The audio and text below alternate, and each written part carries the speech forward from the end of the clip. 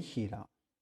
ब्रह्मलीन परम श्रद्धेय श्री जयदयाल जी गोविंद जी का कहना है कि भक्ति एक निष्ठ होकर करो।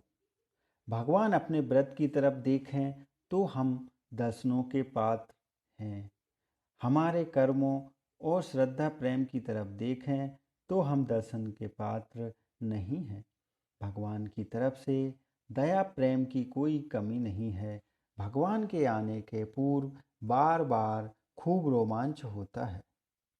यह रोमांच होना शुभ लक्षण है।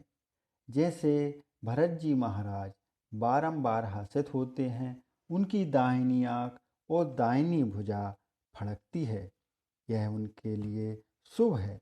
पर रोमांच होना और उससे भी ऊंची बात है। सुतीक्ष्ण में खूब प्रसन्नता थी, जिसका अंतःकरण जितना शुद्ध हो, श्रद्धा प्रेम अधिक हो, उसमें उतना रोमांच अधिक होता है। यह शुभ लक्षण है। पपीहे की एक निष्ठ भक्ति है। मछली का प्रेम विरह की पराकाष्ठा है।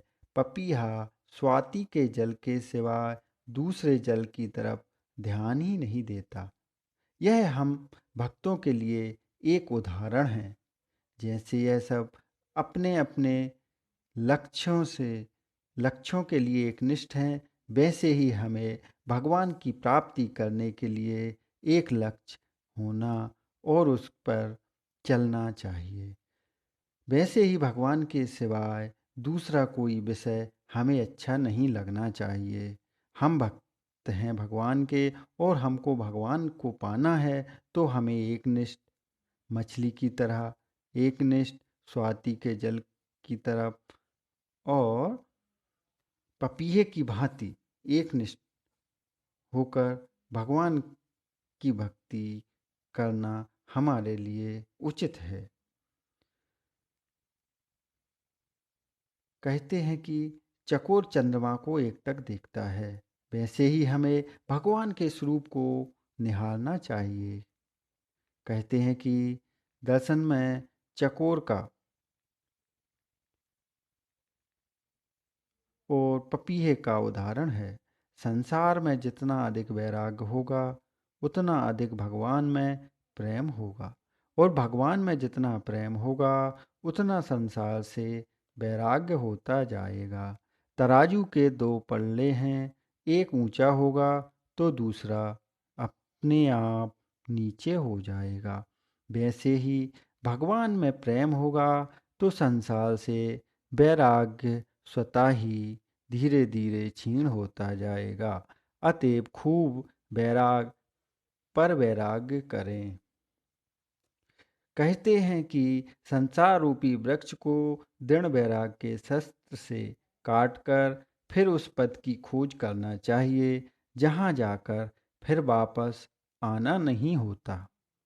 उसको प्राप्त करने का उपाय है कि उस आदि पुरुष नारायण की शरण में जाना है, उसकी शरण को पाना है। ऐसा दृढ़ निश्चय हमें स्वयं करना होगा। वैराग्य अमृत है, इसलिए इसका निरंतर सेवन करना चाहिए। पदार्थों में आसक्ति का अभाव करें। पदार्थों का भाव न रखते हुए उनका अभाव करें। कामना आसक्ति एक ही बात है, यह पर वैराग्य है। तीव्र संवेग वाले की शीघ्र ही समाधि हो जाती है। अतएव बारंबार वैराग्य की भावना करें। वैराग्यवान पुरुष के विचार, उनका संग और उनका स्मरण करें। संसार से बारंबार व्यक्तियों को उपराम करें। किसी भी प्रकार से मन को स्फुरणा से रहित करें। मन उपरामता होना चाहिए। वह उपरामता वैराग्य होने से होती है। मन इंद्रियों के साथ तीन चीज उत्तम है। मन इंद्रियों को अपने बस में करना, संसार के पदार्थों से वैराग्य और विषयों से हटकर परमात्मा से प्रेम करना, ये तीन बातें उत्तम हैं। वैराग्य होने से मन स्वतः ही बस में होता है। इसलिए भगवान ने कहा है, वैराग्य से अभ्यास बढ़ता है और वैराग्य से मन बस में होता है। संसार के पदार्थों में दुख बुद्धि, अनित्य बुद्धि करें